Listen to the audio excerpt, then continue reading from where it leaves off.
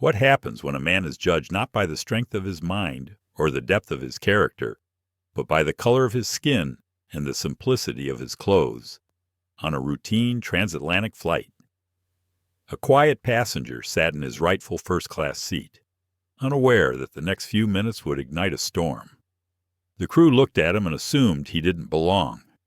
Another passenger, wealthy and entitled, decided that seat was his. The staff sided with arrogance, not truth. But what they didn't know was the man they dismissed so casually was no ordinary traveler. He was a billionaire CEO, a builder of industries, a man whose silence carried more power than their demands. In just 5 minutes, everything they thought they controlled would collapse. Careers would end, reputations would shatter, and an entire airline would be forced to face the weight of its prejudice. How did a single act of quiet defiance bring an empire to its knees? How did dignity become more powerful than privilege at 36,000 feet? Stay with us until the end. This story will leave you questioning how justice really works. Don't forget to like, share, and subscribe so you never miss the powerful stories we bring to life. The Polaris First Lounge at JFK Airport was designed to make time stand still. It was a space where noise softened into background murmur, where the world outside the announcements echoing through the terminal, the jostling lines at security, the endless shuffle of rolling bags faded into something distant, almost unreal. Inside, every detail was curated. Polished marble floors reflected soft amber light. Low-slung armchairs were arranged in precise symmetry, like pieces in a gallery. The air carried a subtle blend of sandalwood and bergamot, chosen carefully to be neither too sharp nor too sweet. People spoke in hushed tones, as if the lounge itself demanded reverence. In the far corner, by a window that framed the expanse of runway and sky, sat Ethan Cole. At 43, Ethan had cultivated the kind of stillness that unsettled people who expected noise, flash, and dominance from a man of his stature. He wore a charcoal gray hoodie, fitted but plain, over a simple black t-shirt. Dark jeans tailored with quiet precision rested neatly over a pair of minimalist sneakers. Nothing about him screamed wealth. In fact, nothing about him screamed at all. He wasn't scrolling through a phone or typing furiously on a laptop. Instead, he held a paperback book in his hands, the spine softened with wear, the pages slightly curled at the corners. On the small table beside him sat a black coffee, untouched and cooling. His face bore the calm of a man who had walked through storms and learned not to flinch. His eyes deep set, quietly observant, moved steadily across the lines of his book. But they carried a weight, a depth that suggested every word absorbed was measured against a life already filled with experience. Ethan didn't occupy the room with noise or presence. He absorbed it. The way he sat, unhurried, unguarded, seemed to declare that he needed no validation from anyone else in the room. To the casual observer, he was unremarkable, just another traveler. But casual observers rarely saw beyond the surface.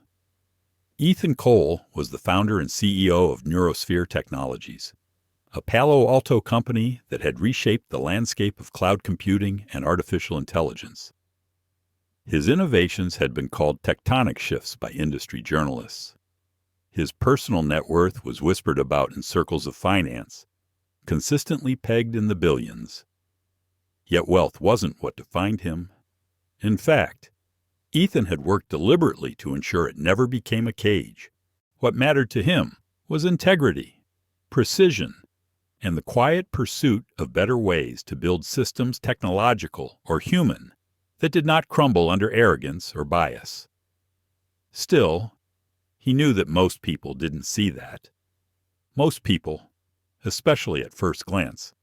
Saw the hoodie, saw the skin, saw what they wanted to see. He closed his book briefly, sipped the coffee lukewarm now, but still strong, and leaned back.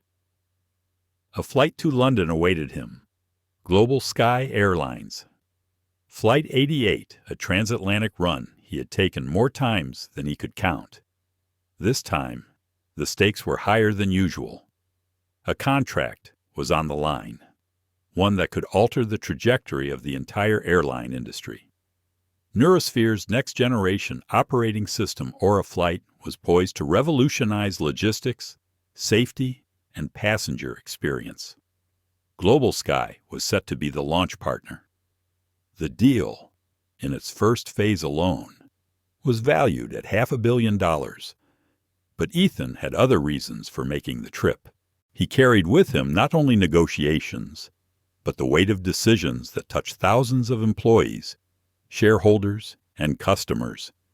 In moments like this, he found comfort not in extravagance, but in the simplicity of a book, the grounding ritual of coffee, and the stillness before the inevitable storm of boardrooms and contracts. Across the lounge, attendants floated between tables, refilling drinks with quiet deference. Some passengers, draped in designer suits and speaking loudly into their phones, commanded attention as if it were their birthright. Ethan watched them without judgment, but with a certain detached clarity. He knew how often such performances hid desperation or insecurity. He had seen it in negotiations, in investors, even in political leaders. Those who shouted the loudest often had the least to say. The announcement came with the softened chime that seemed designed to cut gently through conversation. GlobalSky Airlines Flight 88 to London Heathrow is now boarding for Polaris first passengers. Ethan closed his book carefully, sliding a bookmark between the worn pages.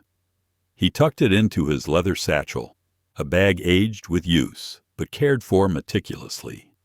Rising, he stretched briefly, the way a man does when he knows hours of confinement await him. He adjusted the cuff of his hoodie and checked his watch. A Felipe Calatrava. Slim, understated, elegant in its engineering. It wasn't chosen for prestige, but for craft, for the way each gear and spring moved with uncompromising accuracy. Walking to the gate, he joined the small line of passengers awaiting VIP boarding. The agent scanned his ticket. Seat 1A. She confirmed with a smile that was polite but perfunctory. Ethan nodded, offering a quiet, "Thank you," and continued down the jet bridge. That familiar hum of anticipation rose in his chest. It wasn't fear. Ethan had long outgrown fear of flying, but a subtle unease. Planes, for all their promise of speed and distance, also stripped people bare. They were liminal spaces, suspended between earth and sky, where identities could be reduced to seat numbers and snap judgments. In those cabins, he often found the walls of meritocracy he had worked so hard to build around himself beginning to thin. On the ground, he was the architect of systems, a leader, a man of consequence. In the air, he was sometimes just another black man in a hoodie. Stepping into the first-class cabin, he found his seat 1A.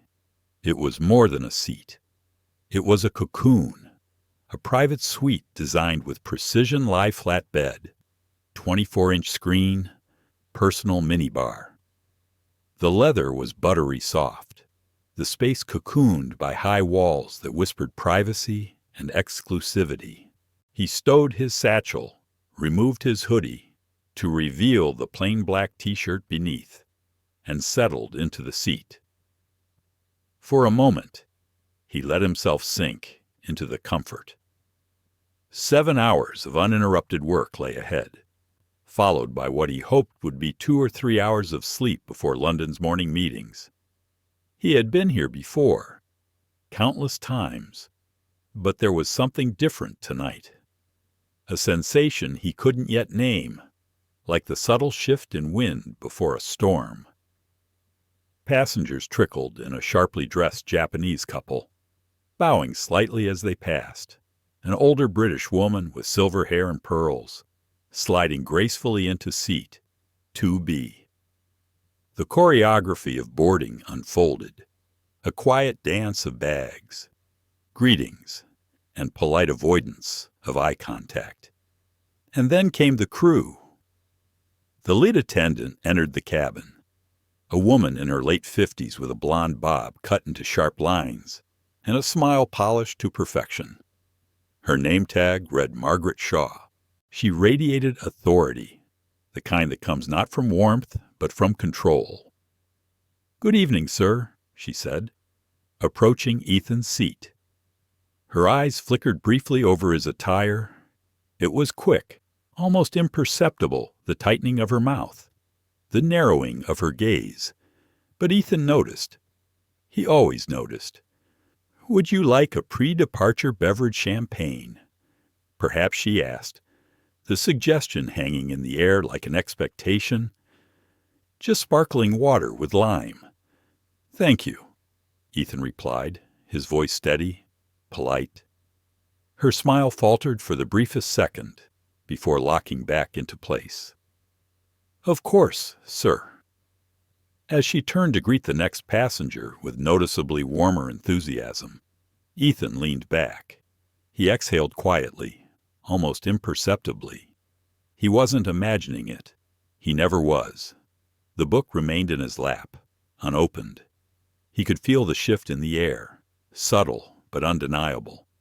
The storm was still far off, but it was coming. The jet bridge stretched out like a narrow tunnel, humming softly beneath fluorescent lights. For Ethan Cole, it was always a threshold, a place where the airport's buzz gave way to the contained world of the aircraft. Each step forward was a step deeper into an environment where appearances seemed to matter more than truths. He had walked countless bridges like this before, yet tonight, something unsettled him. The first-class cabin opened before him with quiet grandeur. The space was hushed, insulated from the chatter of the economy section already filling behind the curtain. Each suite was a polished monument to exclusivity, with sliding doors, leather panels, and golden accents softened by muted lighting. Every detail was designed to whisper one message: "You belong here." Ethan glanced at his seat, 1A, by the window, tucked into the farthest corner of the cabin. It was a space meant to be private, safe, a world within a world. He set down his satchel, the worn leather creasing slightly against the polished wood surface beside the seat. Removing his hoodie, he folded it neatly and placed it on the armrest.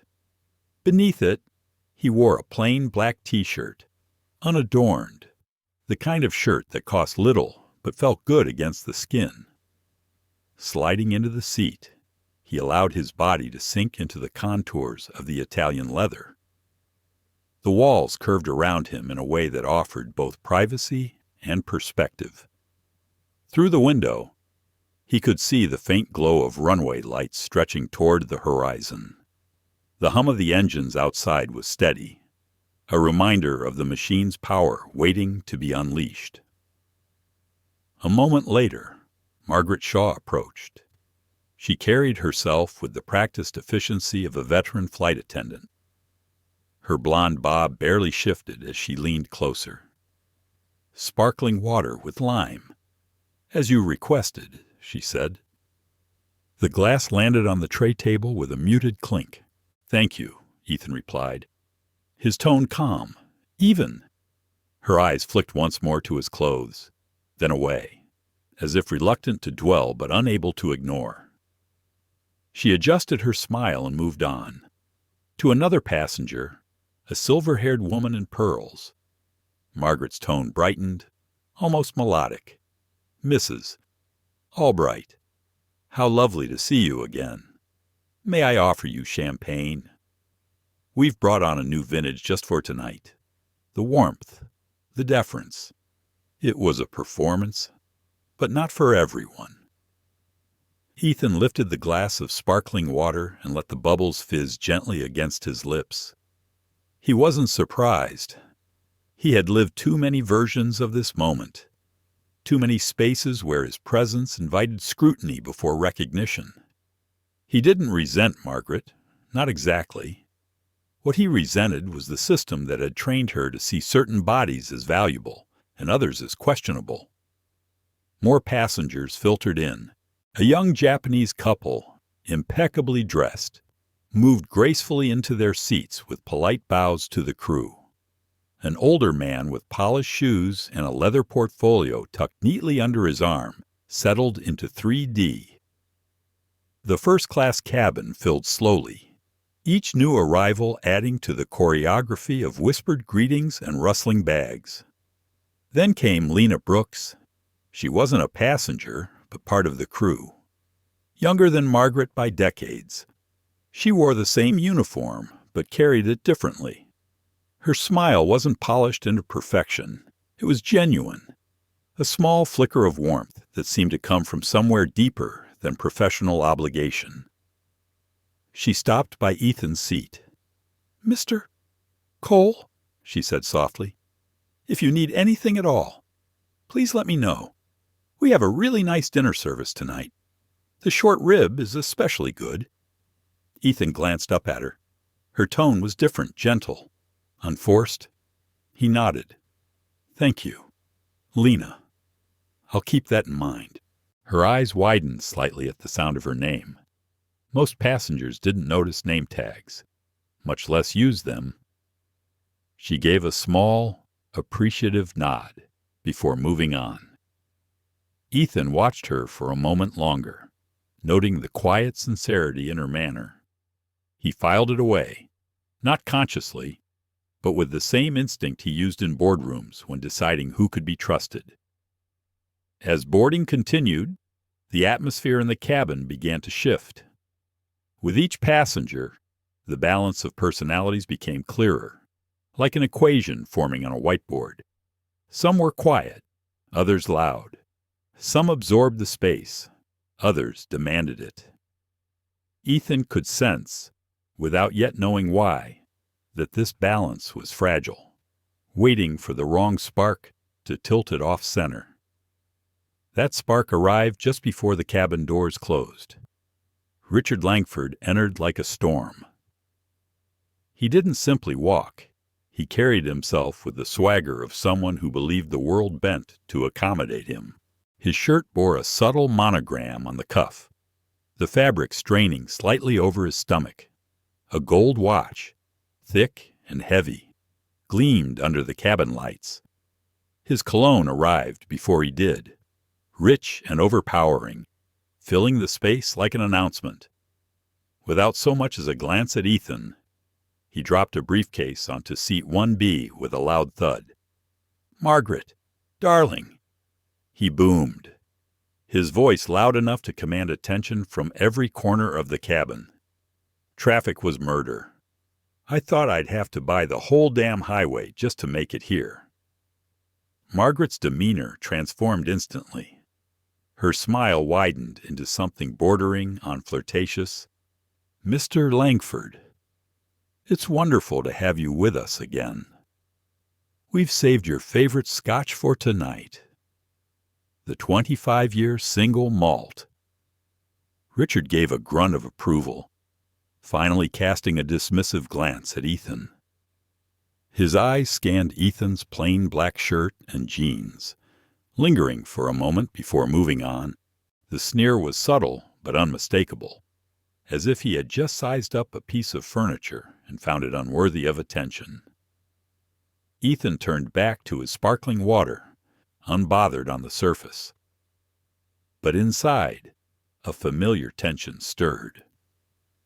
He had dealt with the men like Richard his entire life, loud, entitled, so certain of their importance that they mistook arrogance for authority. Margaret leaned closer to Richard. "I'll bring your drink right away." As she disappeared toward the galley, Richard settled back, stretching his legs wide into the space between the two front suites.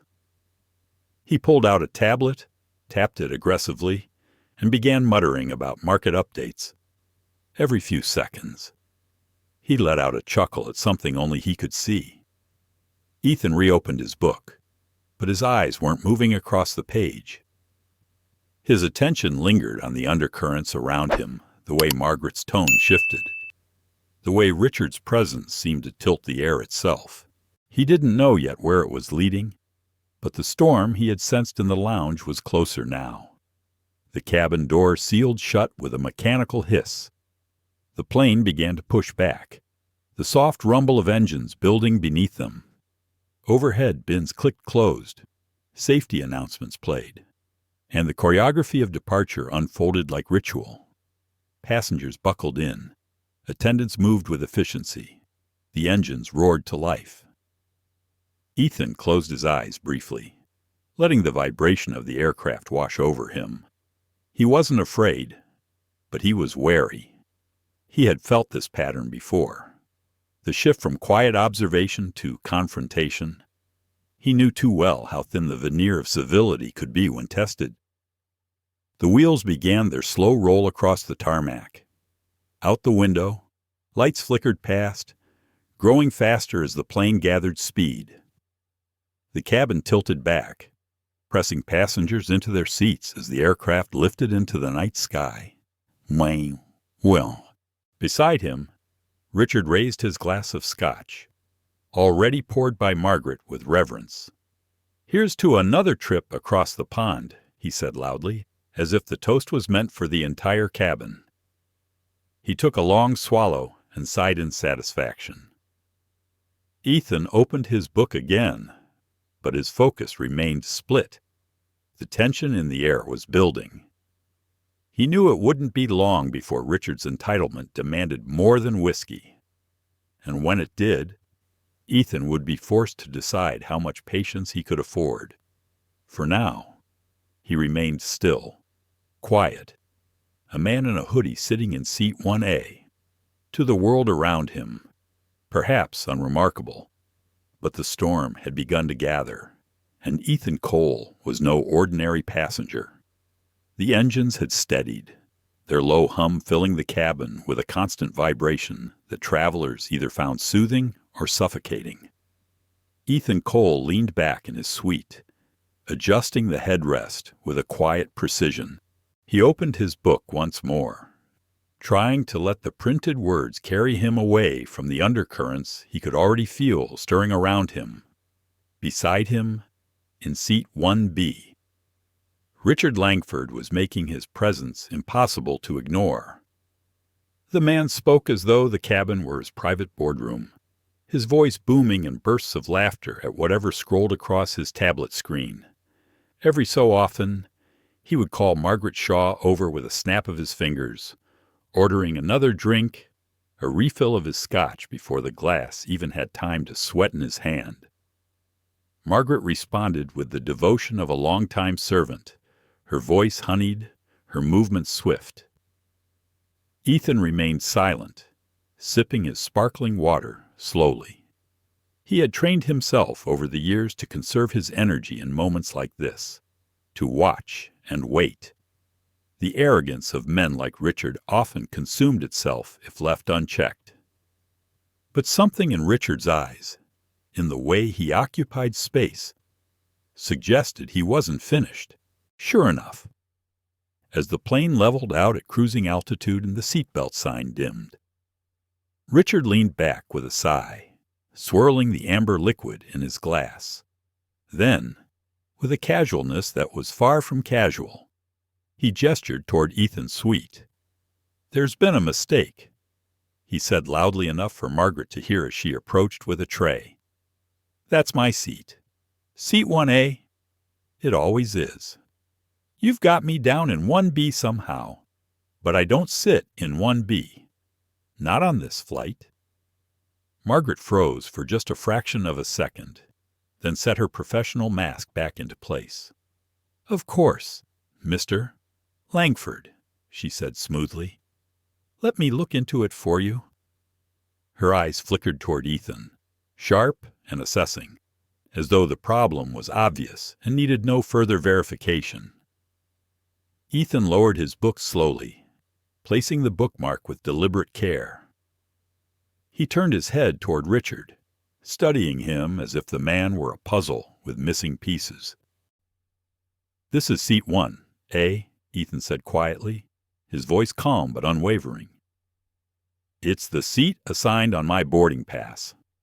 You're welcome to confirm with the manifest." Richard gave a short, ugly laugh. "Look at you. You think you belong there? I've flown this route twice a month for 10 years. That seat is mine. They must have had a glitch in the system. Put you here by mistake." Margaret stepped in, her tone gentle but firm, directed not at Richard, but at Ethan. "Sir, Mr. Langford is one of our most valued passengers. He always requests this seat.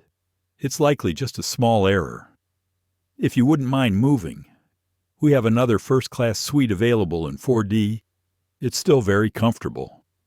Ethan's gaze lingered on her for a moment. He saw the calculation in her eyes, the way she had already weighed one passenger's importance against the others. He exhaled slowly. "I'm not interested in 4D. I paid for 1A. It's my seat, and I intend to stay here." The cabin seemed to tighten around them. Conversations quieted. The silver-haired woman in 2B shifted uncomfortably, pretending to read a magazine. The young Japanese couple exchanged glances. Everyone could feel the sharpness of the moment. Richard chuckled again, but there was no humor in it. "Don't make this difficult, son. I'll even buy you a drink if you just take the other seat and let me have what's mine." The word landed with a weight Ethan knew all too well. Son. Not the casual familiarity some men tossed around, but a deliberate diminishment, a reminder of hierarchy. It dripped with racial undertones that were impossible to miss.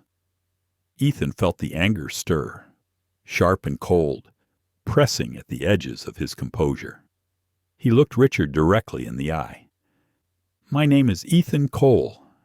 I'm not moving." His tone was low, steady, final.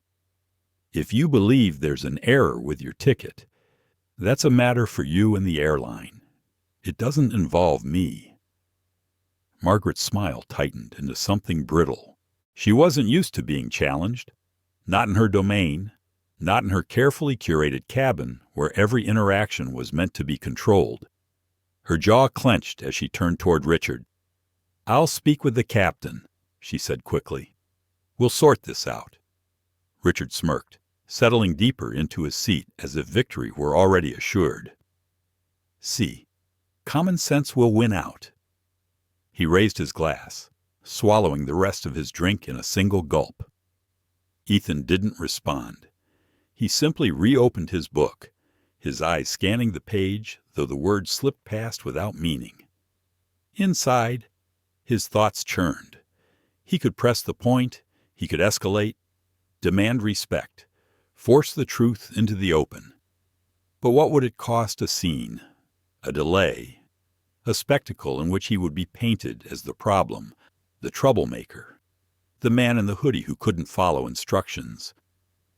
The cabin was silent now, except for the faint hum of the engines. Passengers stole glances, curiosity battling with discomfort. Lena Brooks, hovering near the galley, looked pale, her hands clasped together. She had seen the manifest herself. She knew Ethan was in the right, but she also knew the hierarchy of the crew, the weight of Margaret's authority, and the futility of crossing it. Minutes stretched. Ethan turned another page, the act deliberate, a statement of patience. He wasn't going to give them the satisfaction of anger. He had fought too many battles like this to waste energy on the surface fight. The storm, he knew, was only beginning. A few rows back. Margaret leaned into the interphone, her voice low as she called for the captain. She was confident he would back her. He always did. In her mind, the matter was simple. Richard Langford was wealth, loyalty, status. Ethan Cole was an anomaly, a disruption, someone who didn't fit the picture of 1A. She returned moments later, her face composed, though her eyes betrayed a flash of triumph. "The captain will be here shortly," she said. The words weren't for Ethan. Not really. They were for Richard, a reassurance that order would soon be restored. Richard grinned, tapping his empty glass against the tray table. "Told you, son. Some people have to learn the hard way." Ethan turned another page in his book. Though he didn't look at it, his calmness was sharper than any anger could have been. It unnerved those who mistook quiet for weakness. When Captain Harris finally entered the cabin, the tension snapped taut. He carried himself with the authority of a man who had flown for decades, his salt and pepper hair neatly combed, his uniform immaculate.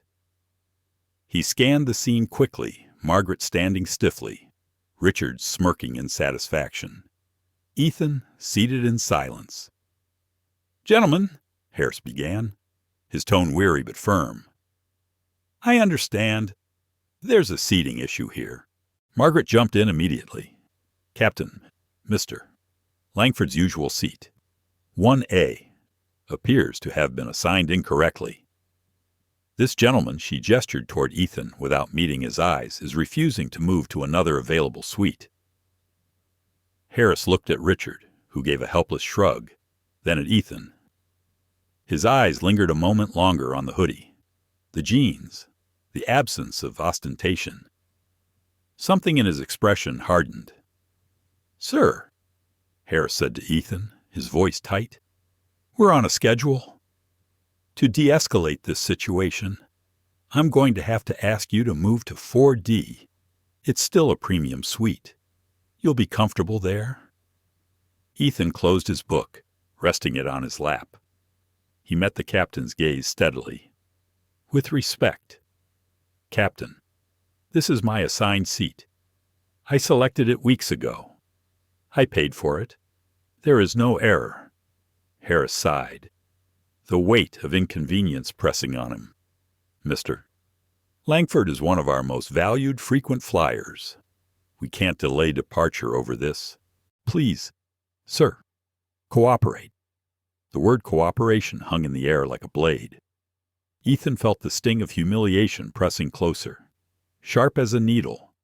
Around him, passengers watched with rapt silence, caught between fascination and discomfort. Inside, Ethan's thoughts wrestled. He could refuse, force them to act, let the situation explode into spectacle. Or he could yield, knowing that true power didn't always come from resistance in the moment. His heart beat steady, but his mind sharpened into something cold, precise. This wasn't over, not by a long shot. The silence in the first-class cabin was suffocating, broken only by the low hum of the engines and the faint clink of Richard Langford's glass as he set it back on the tray. Ethan Cole sat still in seat 1A, his posture calm, his eyes steady, his book resting closed on his lap. Around him, every passenger was pretending not to watch, their gazes flicking up from magazines, tablets, and newspapers only to dart away the moment they met another pair of eyes. But everyone was watching. Margaret Shaw hovered just behind Captain Harris, her expression tight with anticipation. She had delivered the problem to the highest authority in the cabin, and now she expected resolution.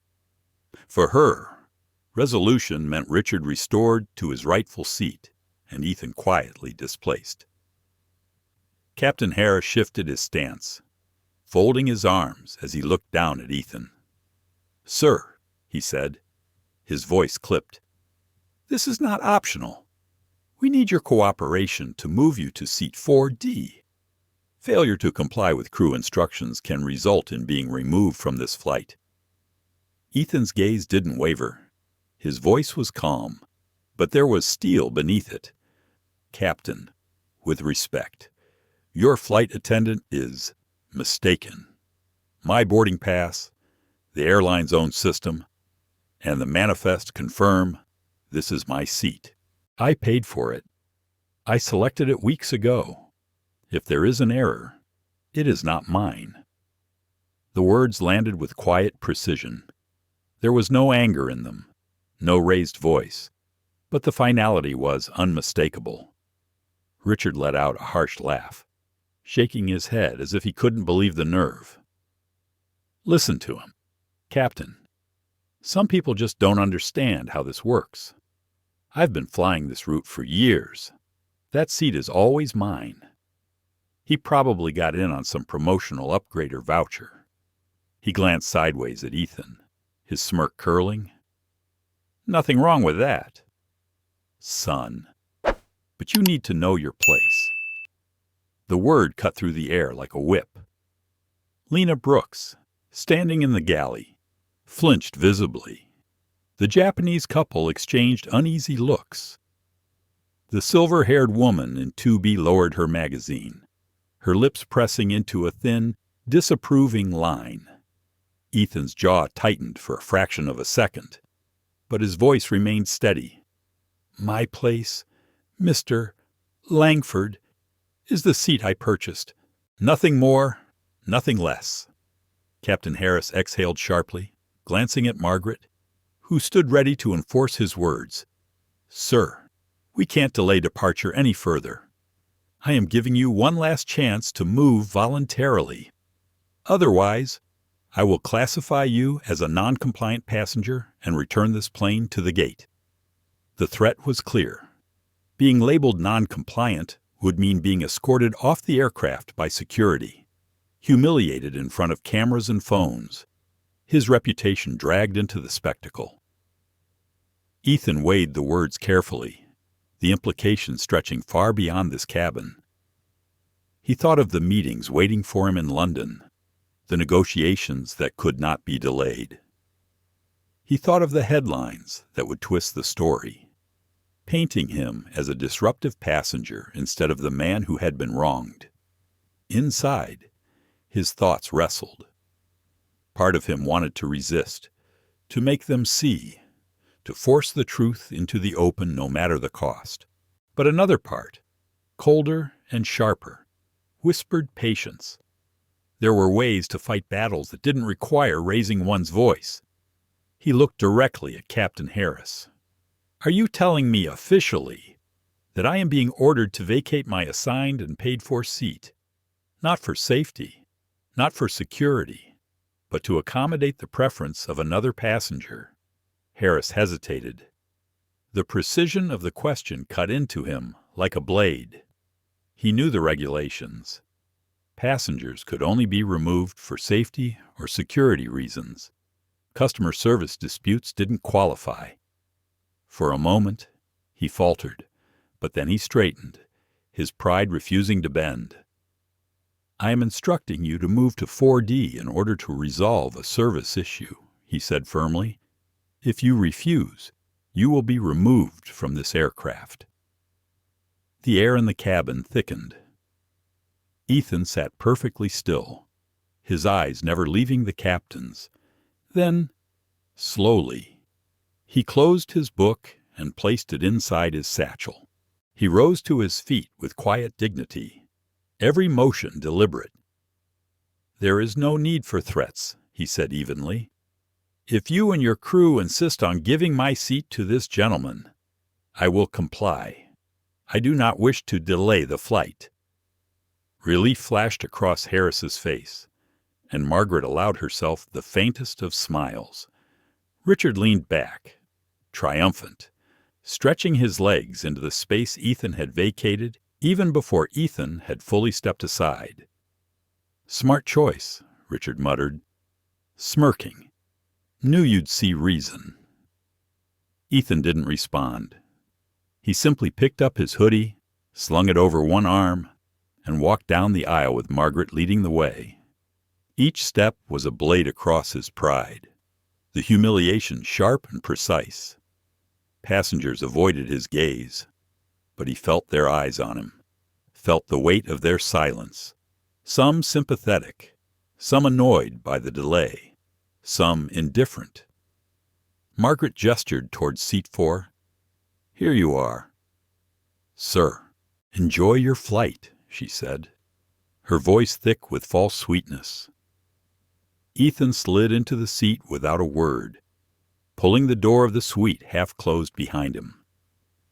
The walls offered privacy, but not enough to shield him from the echo of Richard's booming voice at the front of the cabin. "Thank you, Margaret. Utterly professional, as always. Put this one on my tab." The sting burned deeper than the displacement itself.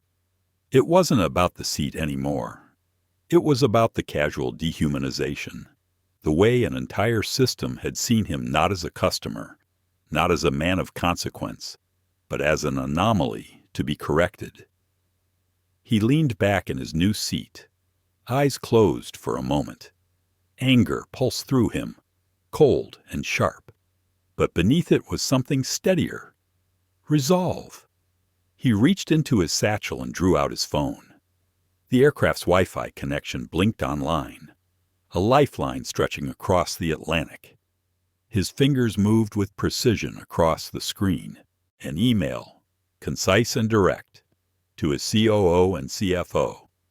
Terminate the GlobalSky negotiations immediately. Cancel every corporate travel account. Liquidate every share of their stock holdings. His words were surgical, his tone clinical. There was no anger in the email, only finality. When he pressed send, he felt the first ripple of consequence begin its journey across the digital ether. Somewhere in Palo Alto, the gears of his company would already be shifting, redirecting, pulling the rug from beneath an airline that had failed to see the man sitting in 1A for who he truly was. He set the phone down, exhaled slowly, and let the anger drain into purpose. This wasn't over. Not by a long shot. At the front of the cabin, Richard clinked his glass again, oblivious to the storm he had helped set in motion. Margaret bustled about with a renewed sense of authority, her victory secured. Captain Harris returned to the cockpit, satisfied he had restored order, but in seat 4D, Ethan Cole sat still, calm, his silence louder than any protest could have been. His mind was already 3 steps ahead, mapping out the chain of consequences that would soon unravel. The storm was coming, and this time, he would be the one to unleash it. The engines hummed with steady power, carrying the plane higher into the night sky. But inside the first-class cabin, the atmosphere was anything but steady. Ethan Cole sat in 4D, his posture controlled, his face a mask of calm. Yet beneath the surface, his thoughts churned in measured circles. Every detail of what had just unfolded replayed in his mind the smirk on Richard Langford's face, the quiet triumph in Margaret Shaw's eyes, the weight of humiliation pressing against his chest as he had walked down the aisle under the gaze of strangers. For most passengers, the confrontation had ended the moment Ethan yielded. To them, the matter was settled, order restored, the powerful man in 1A satisfied, the flight moving on. But for Ethan, it had not ended.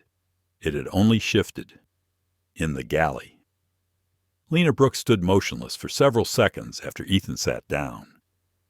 She had checked the manifest herself earlier, seen the assignment with her own eyes. Seat 1A belonged to Ethan Cole, not Richard Langford. She knew it. But her hands had stayed frozen at her sides when Margaret and the captain pressed their version of reality. Her lips parted, ready to speak, but fear of reprisal silenced her. She was new, still building her career, and Margaret's shadow was long. She glanced toward Ethan's new seat, her heart tightening. His calmness unnerved her. Most passengers would have shouted, demanded, raged. He had done none of that. He had surrendered with dignity. But it was a surrender that carried something else, an undercurrent of power. As if he knew he was not the one truly losing. Up front, Richard lounged in his newly claimed seat, laughing loudly at something on his tablet. He had ordered another scotch, and Margaret delivered it with the deference of a servant to a king. Every word between them was loud enough for Ethan to hear, as if Richard wanted to make sure his victory was performed for the entire cabin. Margaret, this is why I fly GlobalSky. You people know how to take care of your real customers, Richard said, his voice thick with alcohol and entitlement. That's the problem these days. Isn't it standard slipping? You let anyone sit up here now. No wonder things get out of order. Margaret chuckled softly, though her laugh sounded forced. We do our best to make sure our most loyal passengers are always comfortable, Mr. Langford. Ethan heard every word. His fingers tapped against the edge of his book, steady and controlled, but the cold anger in his chest hardened. He wasn't angry in the way Richard imagined, loud, brash, uncontrollable. His anger was quiet, precise, the kind that sharpened into strategy. Captain Harris emerged briefly from the cockpit to check on the situation. He leaned toward Margaret, speaking in a low voice that carried just enough for Ethan to catch fragments. Everything under control. Yes, Captain, Margaret replied quickly. Mr. Langford is comfortable in 1A now. The other gentleman has been moved. Harris nodded. His eyes flicked toward Ethan, seated farther back, and his expression settled into the same judgment Ethan had seen too many times before. A look that said he had chosen the path of least resistance, siding with the louder voice, the wealthier passenger, the one who fit his expectation of what first class should look like. Good, Harris said, his tone final. We can't afford disruptions on a flight like this. Ethan almost laughed at the irony, though he didn't. The disruption hadn't come from him, and yet he was the one cast in its shadow. That was how it always worked. Those who demanded loudly were rewarded, while those who held firm to quiet truth were painted as obstacles. He leaned back in his seat, staring at the ceiling for a moment. In his mind, a debate unfolded. He thought of standing up, calling Lena as witness, demanding that Margaret pull up the manifest for everyone to see. He imagined the vindication of proving them all wrong in the moment. But he also pictured the captain doubling down, declaring him disruptive, forcing a diversion to remove him. The spectacle, the delay, the headlines, "Black man removed from flight after refusing to comply." The truth would drown in the noise. Then he thought of his meetings in London, the boardroom waiting for him, the contracts waiting to be signed, the future of his company resting on his presence. A single delay could unravel months of negotiations. His pride wrestled with his responsibility, a battle that had played out countless times in his life. How many moments had he swallowed indignities in the name of the bigger picture? How many times had he chosen strategy over immediate satisfaction? He exhaled slowly, letting the thought settle. This, he realized, was no different. The real fight would not be won here, in a cabin where bias had already written the script. The real fight would be won elsewhere, with tools sharper than anger, with power that stretched far beyond seat assignments. Margaret walked past his seat again, her chin lifted slightly, as if daring him to speak, daring him to challenge her authority. Ethan simply met her eyes with a steady gaze, then looked back down at his book. The calm unnerved her. She looked away quickly, unsettled. The cabin soon settled into its rhythm. Dinner service began, trays clinking. the smell of short rib and seared salmon drifting through the air. Laughter bubbled from Richard's seat. Too loud, too frequent. Margaret hovered nearby, like a satellite orbiting her most important star. But Ethan's focus was elsewhere. He opened his laptop, the soft glow illuminating his face in the dimmed cabin. His hands moved across the keyboard with precision. Each keystroke was deliberate, a stone dropped into a pond, sending ripples outward. He drafted an email to Isabel Grant, his COO, and David Cho, his CFO. The words were sharp, clinical, without emotion. Terminate all negotiations with GlobalSky Airlines. Liquidate corporate holdings. Cancel every employee travel account effective immediately. The justification was simple, a fundamental misalignment of values. An unacceptable standard of customer service witnessed firsthand. As he typed, he felt the weight of decisions settle over him, not anger, but clarity. He had been humiliated. Yes, but humiliation could be transmuted into power when handled with precision. He paused for a moment, his finger hovering over the trackpad. In his chest, a voice whispered, doubt. Was this too extreme? Was he letting personal slight dictate corporate strategy? He thought of the investors, the thousands of employees whose work would shift with the tides of his choice. Was he punishing an airline for the actions of a few? Or was he holding an entire system accountable for the culture it allowed to thrive?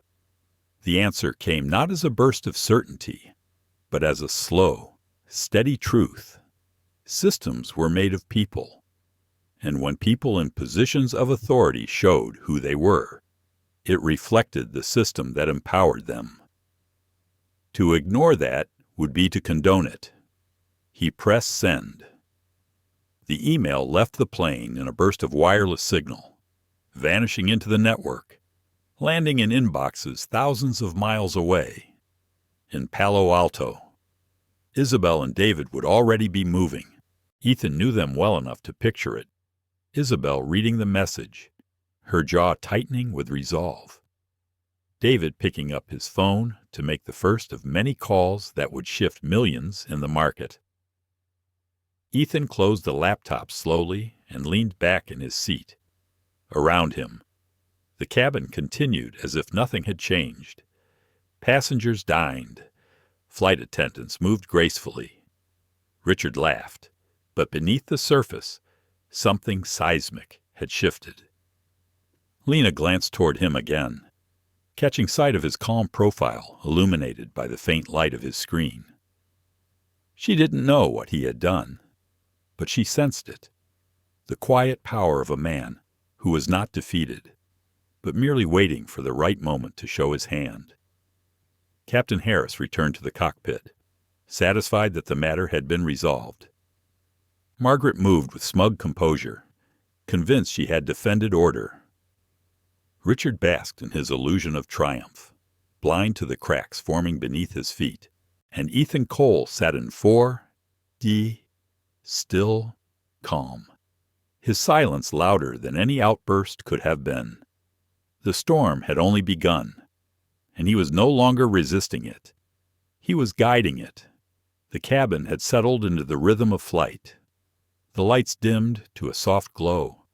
Trays of food clinked gently against china, and wine glasses caught reflections from the overhead LEDs. To an outsider, everything appeared normal. Another night flight across the Atlantic, another curated experience of exclusivity. But beneath that veneer, Ethan Cole had shifted the ground. He sat quietly in 4D, his laptop closed, his phone resting in his hand. The email he had sent minutes ago felt less like an act of anger and more like the release of a trigger. He knew what would happen next, not in vague outlines, but in precise steps. Isabel Grant would already be moving, pulling the plug on the GlobalSky negotiations. David Cho would be on the phone with traders, preparing to liquidate millions in holdings. By morning, The tremors would reach Wall Street, and the aftershocks would rattle across oceans. But here, inside this metal capsule slicing through the night sky, no one else knew. Not yet. Ethan lifted his eyes toward the front of the cabin. Richard Langford was sprawled across 1A, his laughter booming louder with each drink. Margaret Shaw hovered nearby, her deference bordering on servitude. Every so often Richard gestured vaguely toward Ethan's direction, as if still savoring his victory, his eyes carrying the smug certainty of a man who had won without consequence. Ethan's lips curved into the faintest hint of a smile. It wasn't amusement. It was recognition. Men like Richard always thought they had won, because they couldn't imagine consequences arriving in forms they didn't understand. The intercom chimed. "Ladies and gentlemen, this is Captain Harris. We're now at our cruising altitude of 36,000 feet. Dinner service is underway. Please sit back, relax, and enjoy your flight." The announcement rolled over the cabin like a blanket of authority, meant to soothe, to declare control. For most passengers, it worked. Forks clinked, conversations resumed, laughter bubbled. But for Ethan, the words sounded hollow. He had already seen through the captain's control, already tested the limits of his authority. Authority built on bias was fragile, and fragile things broke easily when pressure was applied. Lena Brooks approached Ethan's seat. Her tray held steady, though her hands trembled slightly. "Mr. Cole," she said softly, "your dinner. Short rib, as you requested." "Thank you," Ethan replied, his tone gentle. He met her eyes briefly, and for a moment, she seemed to gather courage from the calm in his expression. She set the tray down, then leaned closer, lowering her voice. "I checked again," she whispered quickly. "The manifest. It's you. Seat 1A was yours." I don't know why Margaret Ethan raised a hand slightly, stopping her words without harshness. "You've already done enough," he said quietly. "You told me the truth. That's more than most would dare." Lena's lips pressed into a thin line, her eyes flickering with both guilt and relief. She straightened, gave a small nod, and moved back toward the galley. Ethan picked up his fork and began eating slowly. The food was excellent, perfectly tender, perfectly seasoned, but he barely tasted it. His mind was elsewhere, pulling threads together. He thought of Michael Grant, the CEO of GlobalSky, a man who had sat across from him in sleek conference rooms, shaking hands, making promises about partnership, innovation, shared values. He wondered how Michael would react when he realized the company he led had undermined itself with a single act of prejudice. His phone buzzed quietly against the tray table. He turned it over, shielding the screen with his hand. A message from Isabel. Short, sharp, efficient done. Press release drafted. David liquidating shares at open. Expect market to react immediately. We'll send draft for review before 9. Ethan exhaled slowly. Almost a sigh. There it was. The machine already moving. Unstoppable, once set in motion. Another buzz. A new number. The text preview lit up the screen. "Ethan, it's Michael Grant. Just saw Isabel's message. What happened? Call me. Please." Ethan stared at the words for a long moment. He could almost feel Michael's panic seeping through the letters. For the CEO of GlobalSky, the pending deal with NeuroSphere wasn't just another contract. It was a lifeline, a leap forward into the future. Losing it wouldn't just be a setback. It would be a catastrophe. Ethan locked the phone without replying. Timing mattered. Silence could weigh heavier than words. Up front, Richard had leaned into Margaret, his voice dropping but still audible. That's how it should be. You know order, respect, people knowing where they belong. Too many think they can just buy their way into spaces that aren't for them. Not how the world works. Margaret nodded, her smile tight, though her eyes flickered with something else, a trace of unease. Perhaps she sensed the cracks forming, though she didn't yet know where they would lead. Ethan heard every word. He let it wash over him without reaction. He had long ago learned that silence could be more powerful than retort. People often revealed themselves in the spaces left unchallenged. Richard was revealing himself now, in every word, every smirk, every drink. And Margaret was revealing herself too, not in what she said, but in what she allowed. The hours stretched on. The cabin dimmed further as passengers finished meals and reclined into sleep. Richard finally grew quiet, his head lolling slightly as the alcohol pulled him under. Margaret tucked a blanket over him with a tenderness she had not offered to anyone else. Captain Harris's voice occasionally broke the silence with small updates, his tone steady, rehearsed, untroubled. But Ethan did not sleep. He sat upright in his seat, the glow of his phone illuminating his face. He drafted a short reply to Michael Grant at last. 3 sentences. Clinical? Michael, I was displaced from my seat at the demand of another passenger. Your crew supported him against your own manifest. Completely unacceptable. We'll discuss the consequences after landing. He hit send, far below them, across continents and oceans. Michael Grant's phone buzzed in his penthouse office overlooking Manhattan. The CEO of GlobalSky read the message once, twice, his face draining of color. He knew instantly what it meant. NeuroSphere was pulling out. The deal was collapsing. His company's future, the stock surge, his legacy, all of it hung in the balance. On the plane. Ethan closed his eyes, letting his head rest lightly against the seat. For the first time since boarding, he allowed himself a small measure of peace. The storm was already in motion. He no longer needed to force it. The irony was sharp. Richard, sleeping smugly in a seat he had stolen, believed he had won. Margaret, presiding over her cabin, believed she had defended order. Captain Harris, confident in his judgment, believed he had prevented disruption. They had no idea they had already lost. The consequences were circling them now, invisible but inevitable, like turbulence building in the distance. They could not see it, but Ethan could. He had unleashed it with a few keystrokes, and soon it would break over all of them. He opened his eyes, looking out the window.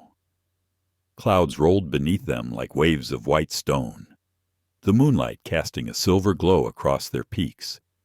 It was beautiful, serene, but he saw something else in it too, a reminder that above every calm surface, storms could form without warning. Ethan whispered to himself, so softly no one else could hear, actions have consequences. And with that, he closed his eyes again. Not to sleep, but to wait. At 36,000 feet, the cabin seemed calm. The glow of reading lights dotted the darkness like stars. The hum of engines steady and unbroken. Most passengers had reclined into their suites, eye masks on, blankets pulled up. To anyone glancing in, the flight looked routine, serene. But beneath the surface, pressure was building. A storm, invisible, but very real. In seat 4D, Ethan Cole remained awake. He had closed his eyes, but not in sleep. His mind worked in layers, shifting between the humiliation of being displaced, the quiet satisfaction of the email he had sent, and the anticipation of what would come next. He knew that by now Isabel Grant and David Cho would be moving swiftly.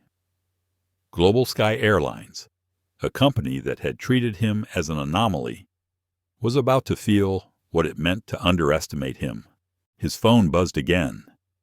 Another message from Michael Grant, this time longer, more desperate. Ethan, I need to understand. Please call me immediately. If there was an issue, I will address it. Don't let this end everything we've built. Ethan let the screen go dark without answering. Timing mattered. Silence was more powerful than any immediate response. It forced the other side to sit in uncertainty, to sweat, to realize the weight of their mistake before they even heard the words. Up front in the cockpit, Captain Harris had just received a direct call on the satellite line. The voice on the other end was one he recognized immediately, Michael Grant himself. The CEO's tone was clipped, furious, almost frantic.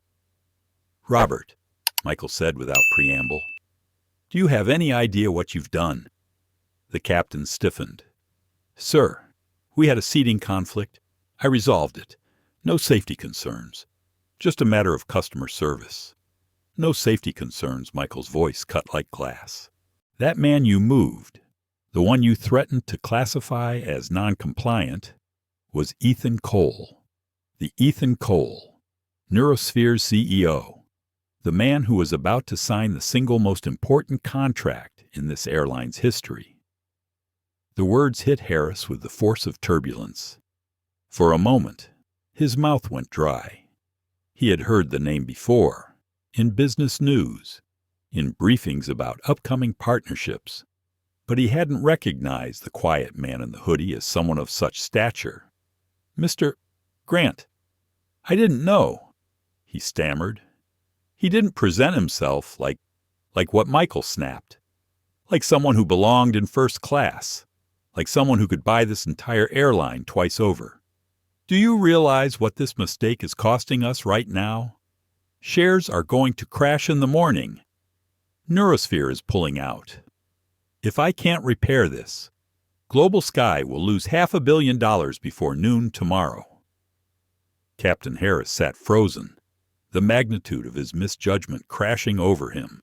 In his mind, he replayed the scene, Margaret insisting, Richard demanding, the quiet defiance in Ethan's eyes. He had chosen what seemed like the easy resolution. Now it was becoming the ruin of his career. "Here's what you're going to do," Michael continued, his voice like a blade. "You will turn that plane around. You will tell the passengers there's an operational issue.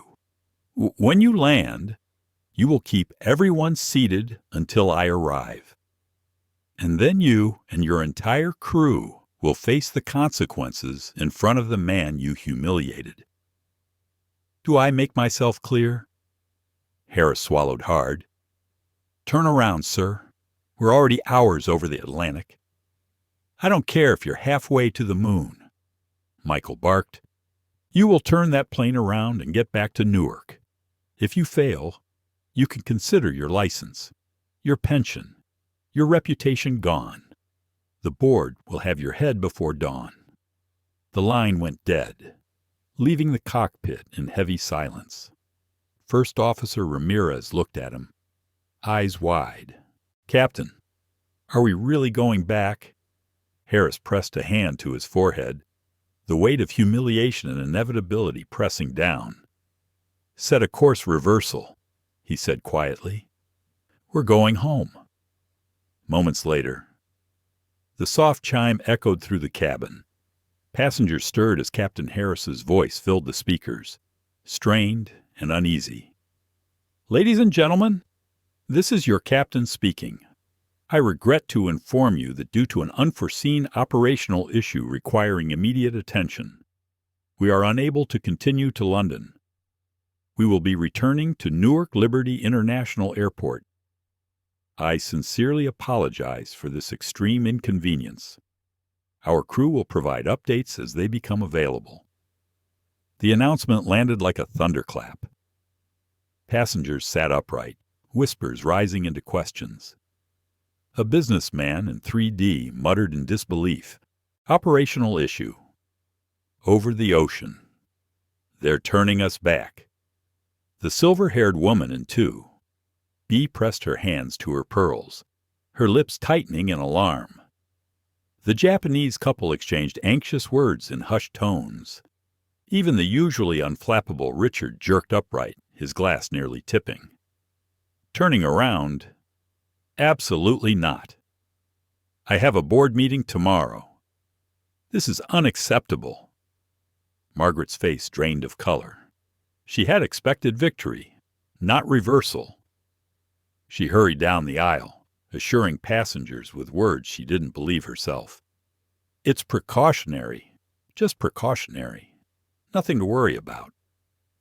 But her own eyes flicked toward Ethan's seat, and for the first time, she saw something that chilled her more than turbulence ever could. Ethan wasn't alarmed. He wasn't asking questions or protesting. He sat with his eyes closed, his posture calm, his breathing even. He looked like a man who already knew the outcome, like someone waiting for a plan to unfold. A knot of fear twisted in Margaret's stomach. She pushed it down, telling herself it was coincidence, that the return was unrelated, that Ethan was just another passenger. But the seed of doubt had been planted, and it would not leave her. Richard, meanwhile, was seething. Margaret, he barked, his voice filling the cabin. Find out what's going on. Get the captain out here. I demand an explanation. I'll check. Mr. Langford, she replied quickly. Though her voice wavered, Ethan finally opened his eyes. He looked toward Richard, then at Margaret, his expression unreadable. There was no gloating, no triumph, only a stillness that unsettled them both. Lena Brooks, standing near the galley, caught Ethan's gaze for a fleeting moment. In that glance, she saw what Margaret was beginning to fear. This wasn't coincidence. Something larger was in motion. Something beyond their control. Back in the cockpit, Captain Harris gripped the yoke as the massive aircraft began its long, slow bank. The stars shifted outside the windows, the horizon tilting as the plane turned back toward the United States. His stomach churned. He had flown for decades, faced storms, turbulence, even emergencies, but never had he felt such dread. Not from weather, not from mechanical failure, from consequence. An hour later, the passengers still buzzed with agitation. Complaints rippled through the cabin, speculation running wild. Some whispered about engine trouble, others about security threats. None of them knew the truth that the careers of everyone in uniform were unraveling mid-air. Margaret moved mechanically, her smile brittle, her reassurances hollow. Richard fumed loudly, calling the situation outrageous. But every time Margaret passed 4D, she felt the calm presence radiating from Ethan's seat. It unnerved her more than Richard's anger, more than the captain's tension. It was the calm of a man who held the real power. The descent began long before the passengers realized it. The engines shifted pitch, the subtle vibration changing as the plane started to lose altitude. Through the windows, faint pinpricks of light glimmered on the horizon. Newark's skyline flickered like a distant constellation. Inside the first-class cabin, tension had reached a fever pitch. Conversations had grown louder, frustration sharpening into anger. A businessman in 3D barked into his phone, demanding his assistant reschedule meetings. The silver-haired woman muttered about lawsuits and compensation. Richard Langford's booming voice dominated it all, his outrage spilling like a flood. This is an absolute disgrace. Do you know who I am? I pay more in annual flights than most of these people make in a lifetime. I should be halfway to London right now, not circling back to New Jersey like some budget traveler on a delayed flight. Margaret Shaw nodded furiously, her own voice strained as she repeated assurances. I understand. Mr. Langford, I'll make sure your concerns are properly addressed when we land. But her eyes betrayed something else. Fear. She glanced toward Ethan Cole in 4D again. He hadn't raised his voice once, hadn't demanded anything, hadn't even moved except to glance out the window occasionally. He sat in silence, his stillness radiating an authority stronger than any protest. Margaret's stomach twisted tighter. She didn't know how, but she sensed he was connected to this, that the return to Newark wasn't mechanical, wasn't procedural. It was something else. Lena Brooks busied herself collecting trays, her hands shaking slightly as she worked. She had overheard enough whispers from the cockpit to piece fragments together. The CEO himself had called. Orders had come down with a weight that made the captain pale.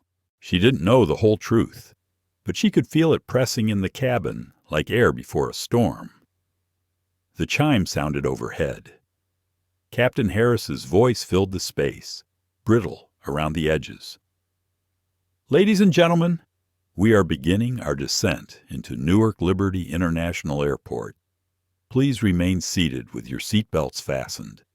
Cabin crew, prepare for landing. Gasps and curses rippled through the cabin.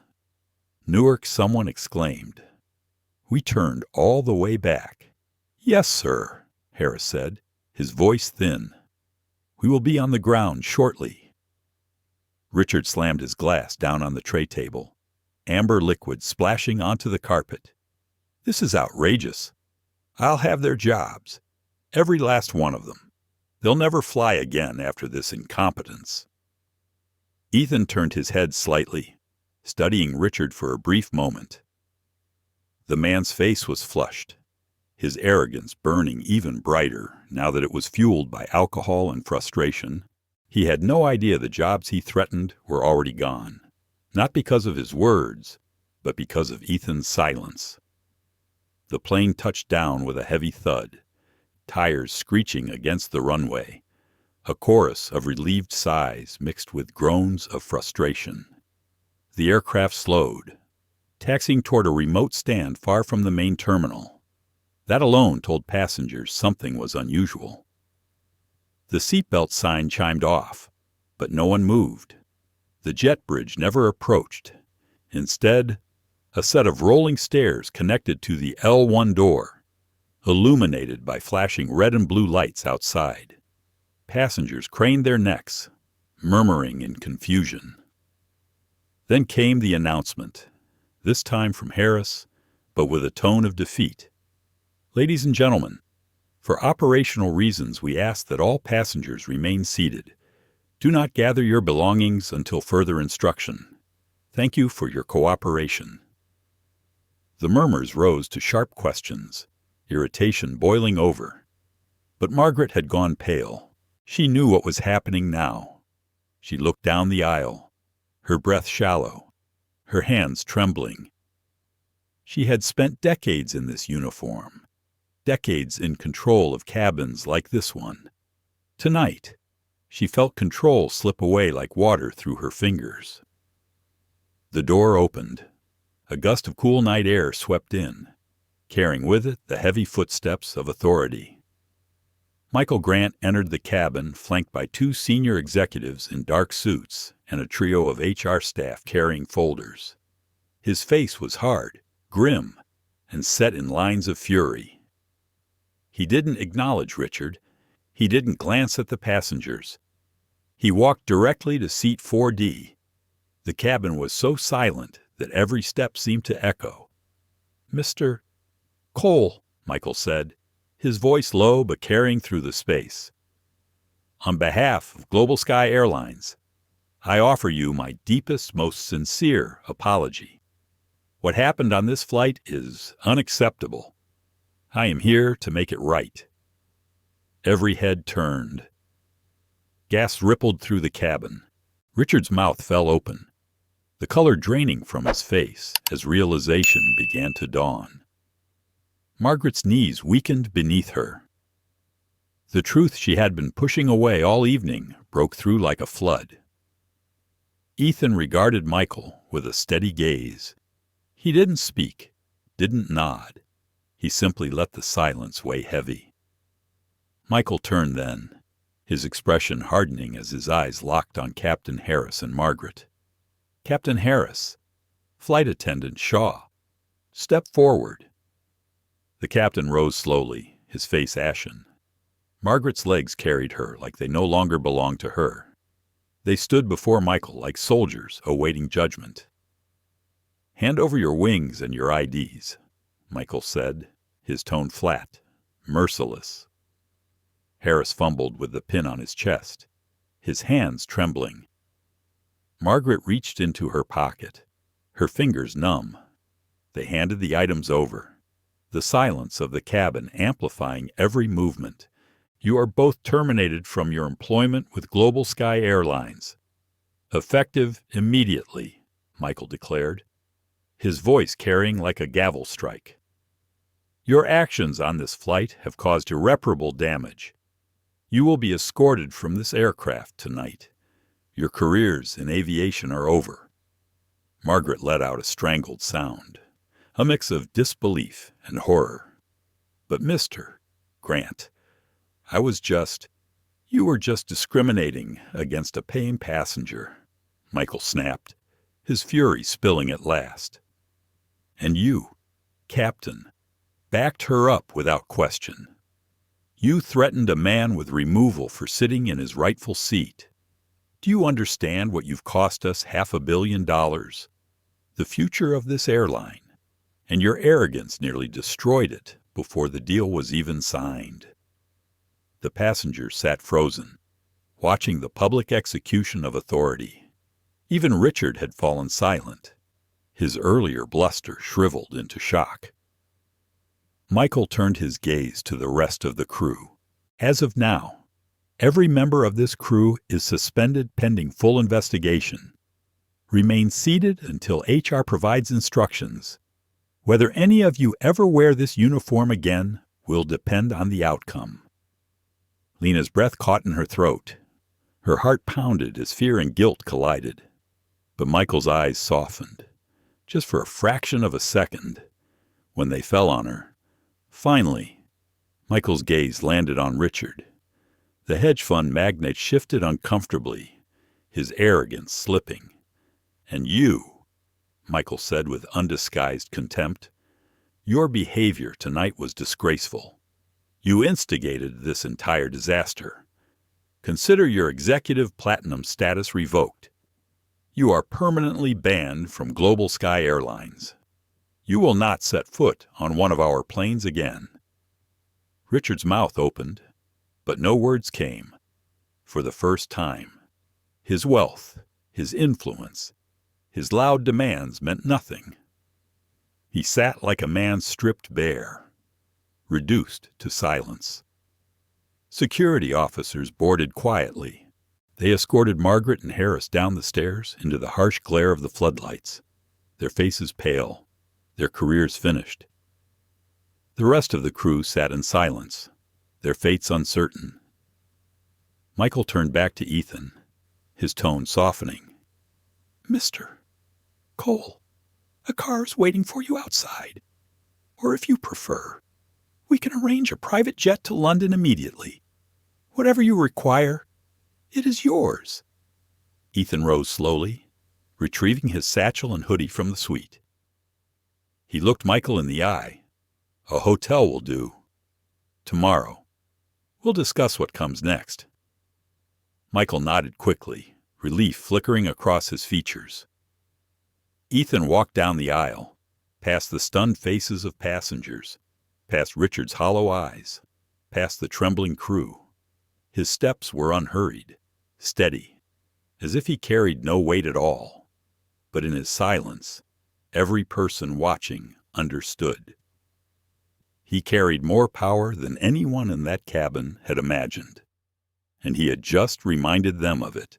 By the time Ethan Cole's car pulled away from Newark Airport and slipped into the quiet avenues of Manhattan, the world had already begun to change. He checked into a hotel overlooking the skyline, the city's lights shimmering in the window.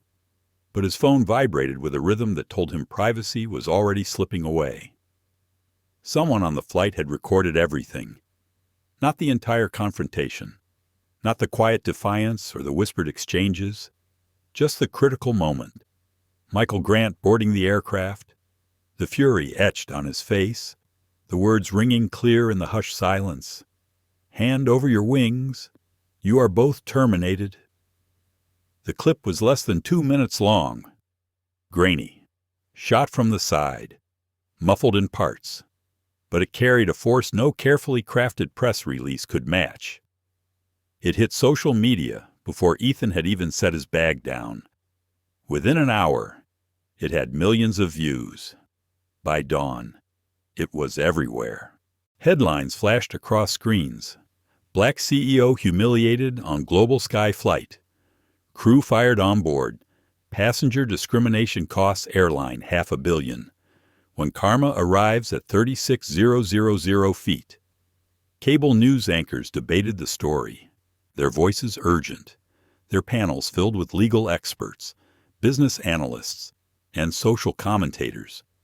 Aviation blogs dissected the regulations, pointing out the captain's misstep in threatening a compliant passenger.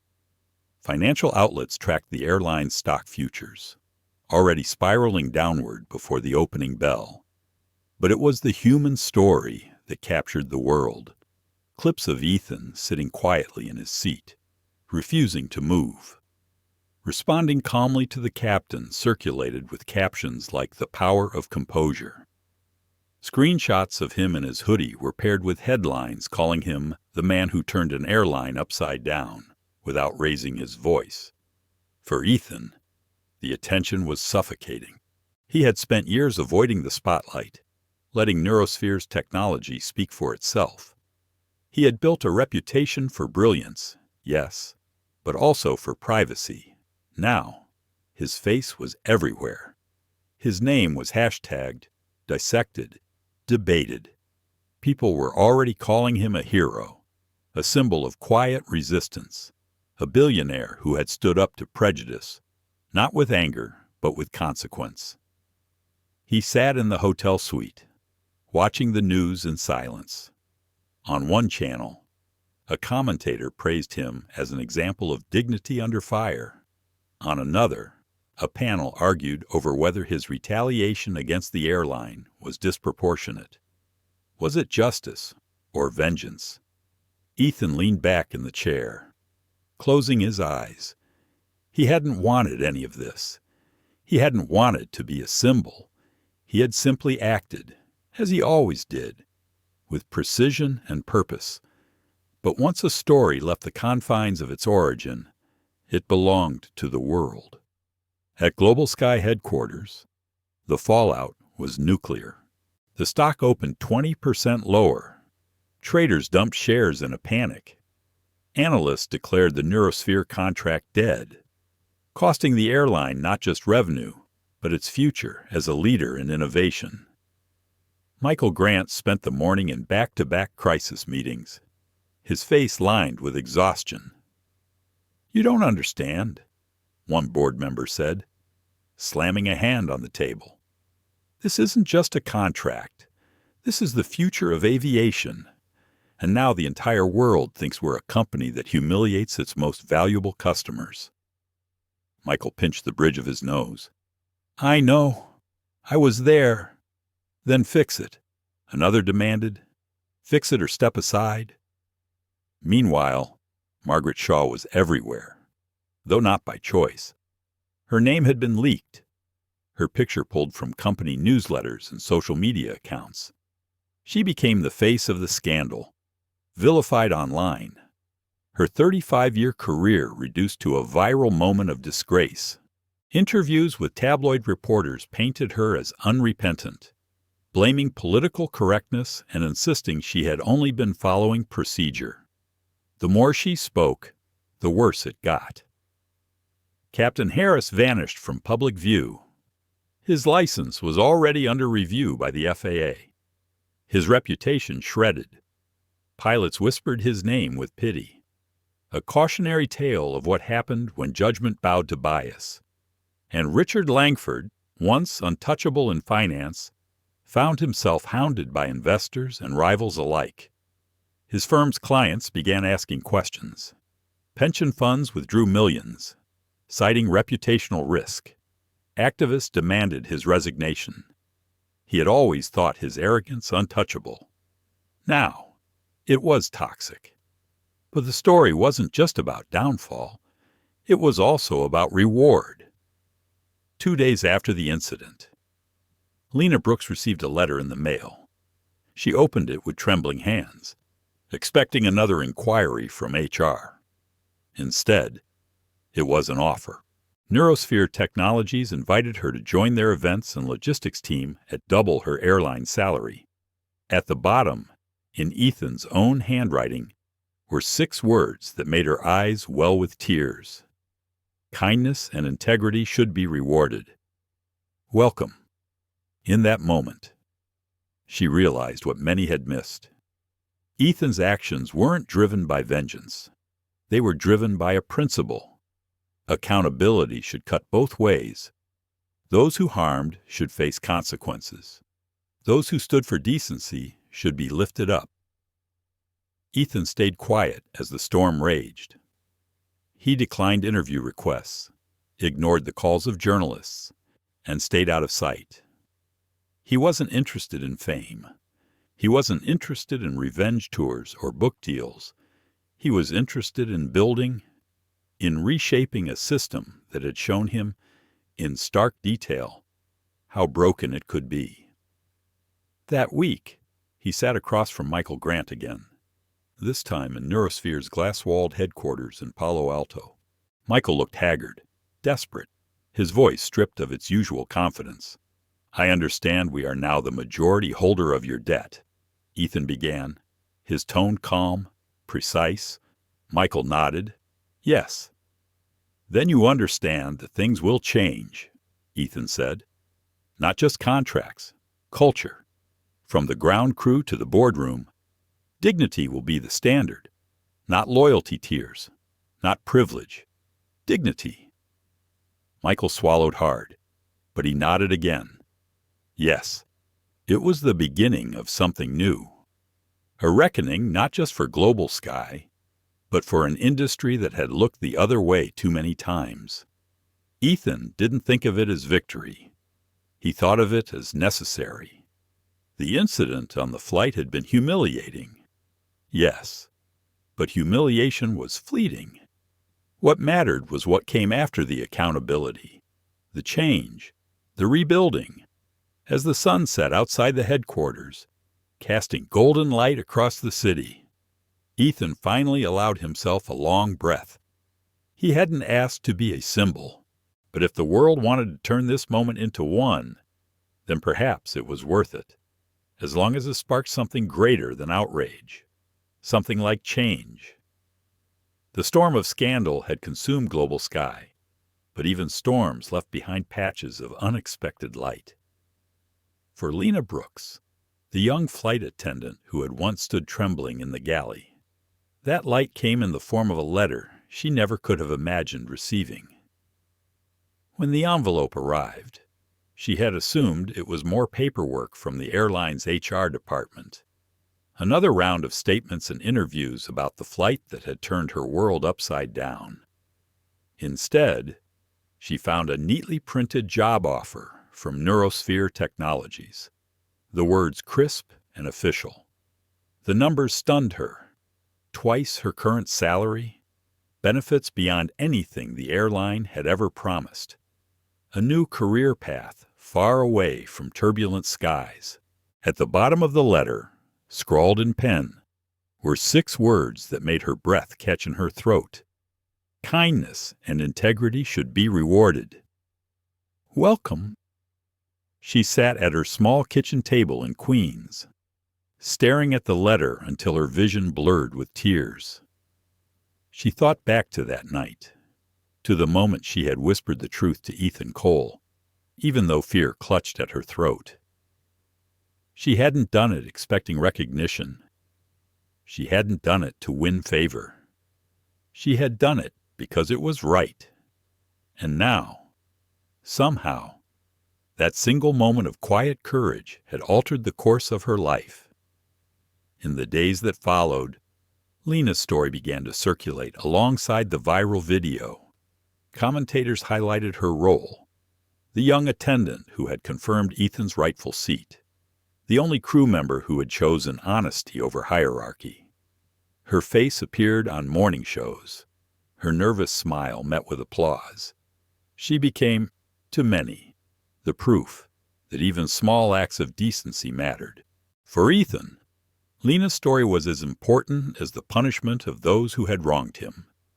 Accountability was not only about consequences for failure, but also about recognition for integrity.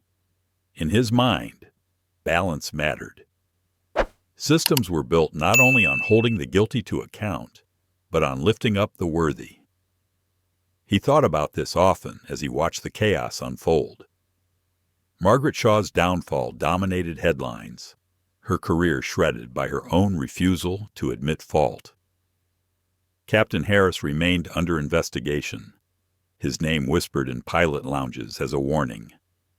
Richard Langford faced public ruin, his arrogance turning him into a pariah.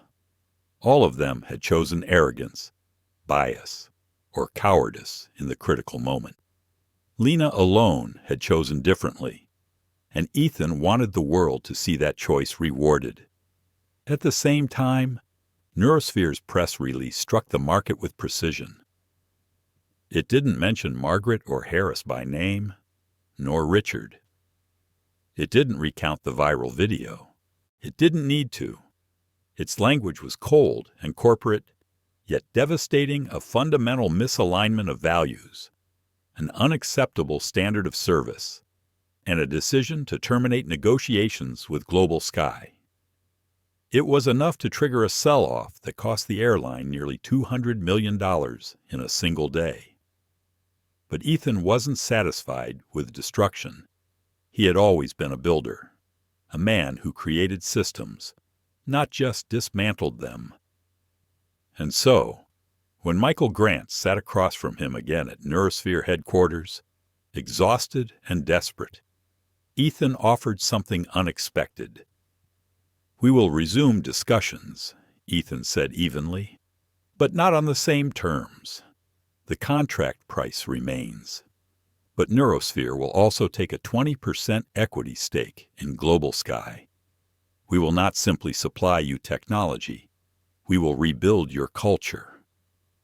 Michael looked stunned, then oddly relieved. "Rebuild?" he echoed. "Yes," Ethan said. "Every employee, from baggage handlers to executives, will undergo training, diversity, bias awareness, conflict de-escalation, a new philosophy. Dignity is the only platinum status. Until your airline reflects that principle, the partnership cannot succeed." Michael hesitated, then nodded. If that's what it takes. That was how the Flight for All initiative was born. Announced weeks later in a full-page advertisement across major newspapers, it declared a sweeping cultural overhaul for GlobalSky Airlines. Every employee, from pilots to gate agents, would be retrained. New hiring pipelines would be created for underrepresented groups in aviation. Scholarships would fund aspiring pilots and engineers from communities long excluded from such careers. For the public, it was a startling turnaround. For the airline's employees, it was a shock. Some grumbled, some resisted, but many saw hope. For the first time, dignity and respect were not just slogans on posters in break rooms, but core measures of performance. Lena Brooks, now wearing a NeuroSphere badge instead of a GlobalSky uniform, watched the announcement on television from her new office. She felt a swell of pride. Not because she had been singled out, but because she knew the truth. Ethan Cole's calm defiance, his quiet insistence on principle, had sparked this. She had seen him humiliated, forced from his seat. Yet she had also seen him transform that humiliation into something larger than himself. The irony was not lost on her. That night on the plane, Margaret had treated Ethan as though he did not belong. Richard had dismissed him as unworthy.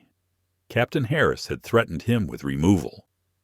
None of them had imagined that the man they looked down upon would become the architect of their reckoning. And yet, Ethan carried no gloating, no vindictive fire. His approach was steady, measured, like everything about him. He didn't want revenge. He wanted change. He wanted a system that would not force another man, another woman, to face what he had faced. Late one evening, as Ethan reviewed new proposals for the airline's training modules, Isabel Grant stepped into his office. She had been with him for years, his right hand, the executor of his visions. "You're not sleeping," she said simply. "I will," Ethan replied, though he didn't look up from the documents. She studied him for a moment.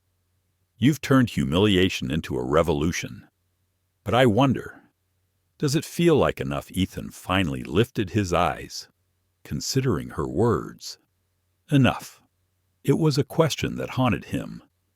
Was any amount of reform enough to counter the quiet wounds inflicted by prejudice? Was any corporate overhaul enough to erase the sting of being told, yet again, that he didn't belong? "I don't know if it's enough," he admitted softly, "but it's a start. And sometimes, a start is the most you can demand from the world." Isabel nodded. "Then we'll build from there." Ethan leaned back, exhaling slowly. He thought again of Lena, of her trembling whisper in the galley, of her courage, in her small act of truth. He saw the seed of something larger. If enough people chose decency when it mattered, perhaps the system could change. Perhaps dignity could become the true platinum status. Oh, and so, in the weeks that followed, Ethan poured himself into the work. NeuroSphere's partnership with GlobalSky became more than a business arrangement. It became a test, a case study in whether power could force culture to evolve, whether accountability could ripple outward into real transformation. For Ethan Cole, the incident on Flight 88 had never been about a seat. It had been about something deeper. And now, as he stood on the cusp of reshaping an entire industry, he carried that truth with him. It was no longer just his story. It was a story the world was watching. The first morning of retraining was unlike anything GlobalSky Airlines had ever attempted. Instead of crisp uniforms and polished announcements, employees arrived at conference centers and training halls across the country to find long tables, notebooks, and facilitators with backgrounds not in aviation, but in diversity, equity, and psychology. The banner hanging at the front of every room read the same words: "Dignity is the only platinum status." For many, the slogan sparked grumbling. Some whispered that the company had caved to political correctness, that this was nothing more than a public relations stunt. Others were curious, skeptical, but willing to listen. A few, like Lena Brooks, now watching from her new role at NeuroSphere, saw hope. She had lived through the humiliation of that night and knew firsthand how necessary change was. At one training in Dallas, a veteran pilot crossed his arms as the facilitator spoke about unconscious bias. "I've flown for 30 years, he muttered under his breath. "I don't need a lecture about respect." But later, when he was asked to watch the viral video of Michael Grant firing the crew, his face shifted. Watching a captain, one of his own, lose his wings on camera struck him deeper than any lecture could. He left the session silent, his posture less rigid, his expression troubled. At another training in Chicago, a group of gate agents listened to recordings of real customer complaints, stories of passengers denied service or treated dismissively because of race, gender, or appearance. One agent wiped her eyes as she realized how many times she herself had brushed off similar complaints, assuming the customers were exaggerating. The program was not easy. It was uncomfortable. It forced people to confront truths they had avoided. But Ethan Cole had insisted on it. Every employee, from executives to ground staff, would complete the program. No one was exempt, not even Michael Grant. Ethan knew change would not happen overnight. He also knew it could not be cosmetic. It had to cut deep, reaching into the marrow of the airline's culture. He sat in on several sessions himself, not to speak, but to listen, to observe. In one session, he heard a flight attendant describe how she had learned to treat passengers differently based on subtle signals, designer clothes, expensive watches, the tone in a person's voice. She admitted she never thought of it as bias, just reading the cabin. Ethan sat quietly as she spoke, then asked her gently, "What if reading the cabin means misreading the person?" The question hung in the air, settling heavily. She lowered her eyes.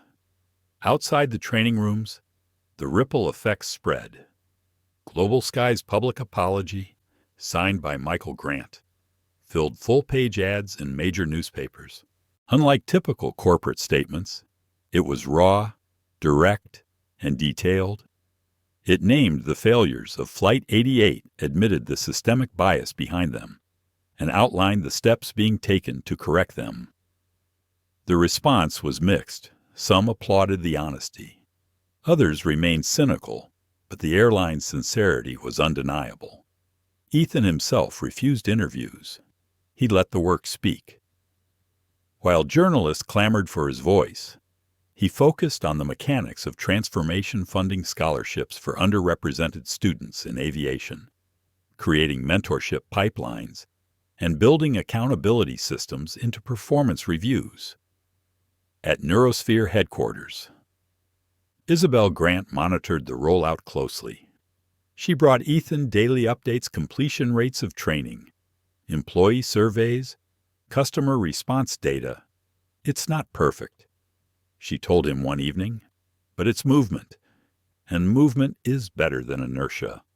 Ethan nodded. He trusted Isabel's judgment as much as his own.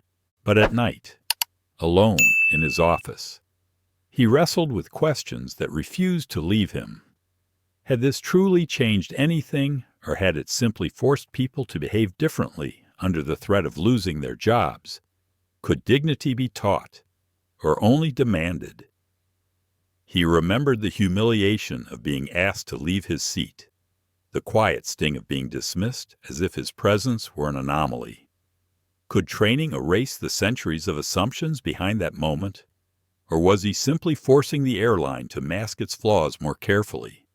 These thoughts weighed on him, but so did the alternative: doing nothing, allowing the system to continue unchecked. He had been given power, and power carried responsibility. He would not walk away from it. Meanwhile, the public narrative continued to evolve. Business schools began teaching the incident as a case study in corporate accountability. Analysts dissected the cost of biased billions in lost market value. Reputations destroyed. Careers ended. Social commentators highlighted Ethan's calm defiance, contrasting it with the arrogance of Richard Langford and the blind obedience of Margaret Shaw. Richard, stripped of his airline privileges and reeling from investor withdrawals, disappeared from the public stage. Margaret, facing relentless media attention, retreated as well, her attempts at justification falling flat. Captain Harris, his license suspended, became a symbol among pilots of what happened when judgment failed. But Lena Brooks flourished. Her story inspired others within the airline to speak up, to admit moments when they had stayed silent out of fear. She received letters from strangers thanking her for her courage, telling her she had restored their faith. In interviews, she never portrayed herself as a hero. "I just told the truth," she said simply, but for many, that truth was revolutionary. Ethan followed her progress quietly. He didn't reach out often, preferring to let her find her own path. but he kept her close in the system he was building. To him, she represented the possibility of change at the individual level. Weeks turned into months. The outrage cooled, replaced by cautious optimism. GlobalSky's stock stabilized, bolstered by NeuroSphere's investment and the credibility of the overhaul. Slowly, passengers began returning. The words "Flight for All" became more than a program. They became a promise. And yet, Ethan knew the work was never done. One incident had revealed the cracks, but cracks ran deeper than one flight, one airline, one company. They ran through society itself. He couldn't fix everything, but he could set an example. He could force a reckoning that others might follow.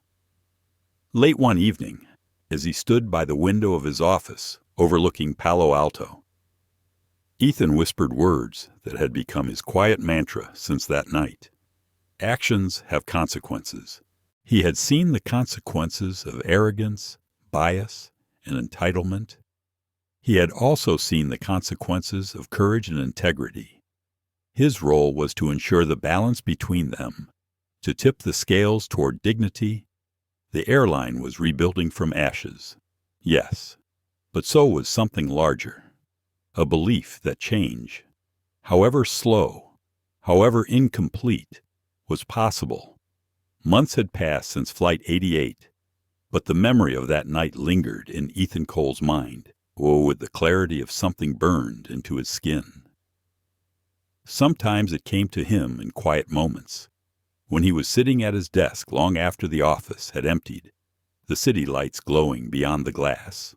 Other times it surfaced on new flights, when the murmur of attendants and the subtle hum of engines made him remember the feeling of being told, with smiling authority, that he did not belong. What had begun as humiliation had reshaped an entire airline. GlobalSky was no longer the same company that had escorted him from seat 1A to 4D. The Flight for All program had taken root. Employees spoke of dignity not as an abstract policy, but as something tangible, measurable. Incidents of bias reported by passengers had dropped sharply.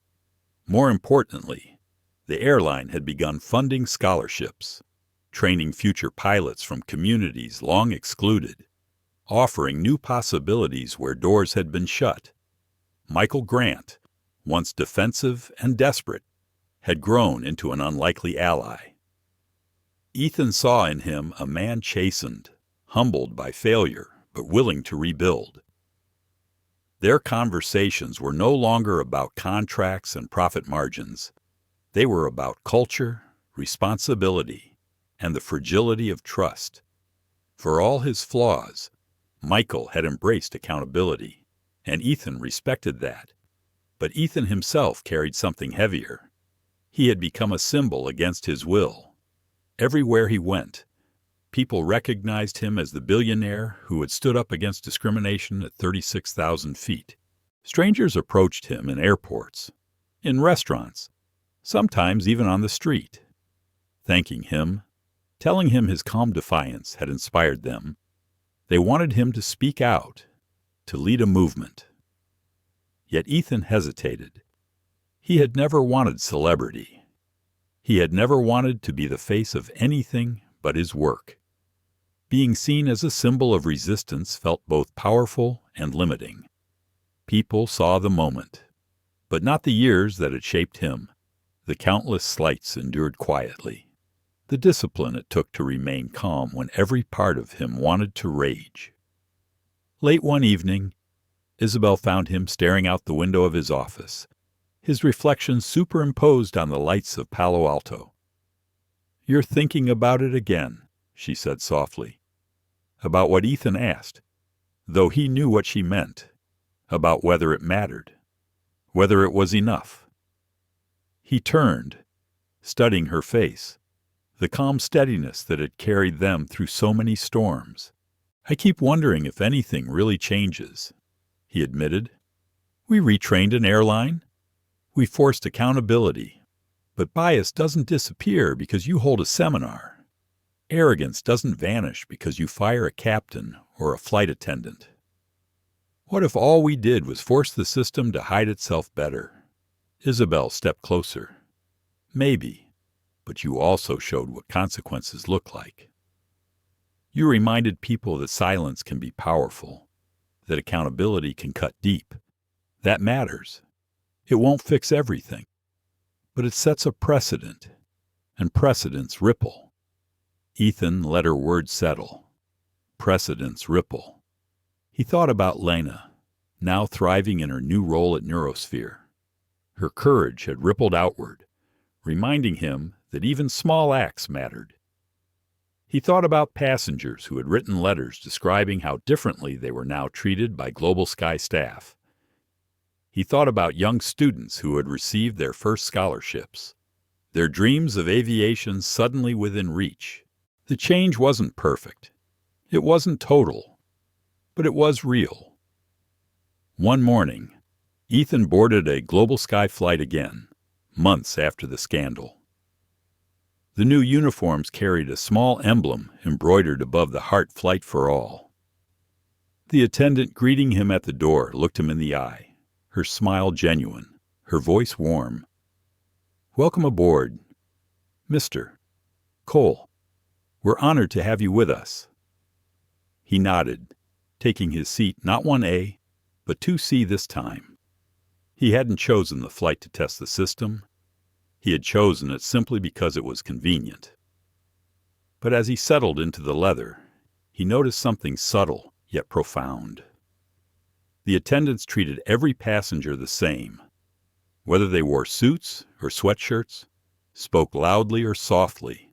They were met with equal courtesy. For Ethan, that moment mattered more than headlines, more than press releases or financial stakes.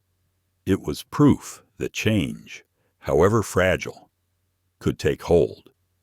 As the plane climbed into the sky, he leaned back, closing his eyes. The humiliation of that night would never leave him, but neither would the lesson. Power was not about the seat you occupied, the wealth you displayed, or the titles you carried. True power was the ability to demand dignity, not just for yourself, but for everyone. When the flight landed hours later, Ethan walked off quietly, unnoticed by most, but he carried with him the certainty that the story of Flight 88 had become something larger than himself, a reminder etched into the industry, into boardrooms, into training halls, that actions, whether cruel or kind, had consequences. For Margaret Shaw, Captain Harris, and Richard Langford, those consequences had been ruin. For Lena Brooks, they had been opportunity. For GlobalSky, they had been rebirth. And for Ethan Cole, the man who had sat silently in his rightful seat until the world tried to move him, the consequence was something far greater. He had become not just a CEO, not just a builder of technology, but a builder of conscience. As he stepped into the terminal, blending into the stream of travelers, he whispered the words that had carried him through the fire. Dignity is the only platinum status. And he knew, in his quiet, steady way, that the world would never forget it. Sometimes the greatest battles are not fought with shouting or fists, but with silence, patience, and unwavering dignity. On Flight 88, prejudice tried to strip a man of his place. In doing so, it revealed the fragile arrogance of power built on bias. The crew who judged by appearances lost their careers. The passenger who demanded what was not his lost, everything he thought untouchable. And the airline itself was forced to confront its reflection, reshaping its culture from the inside out. But from that same night came something brighter. A young attendant's courage was rewarded. A company was reborn with a new standard dignity as the only platinum status. And the world was reminded that actions, whether cruel or kind, always carry consequences. This is more than just a story of karma. It is a story of accountability, of respect, and of the quiet strength it takes to stand firm when the world tells you to move. If this story moved you, if it made you think, share it with someone who needs to hear it. And don't forget to like this video, subscribe to our channel, and join us for more real stories where justice finds its voice in unexpected ways.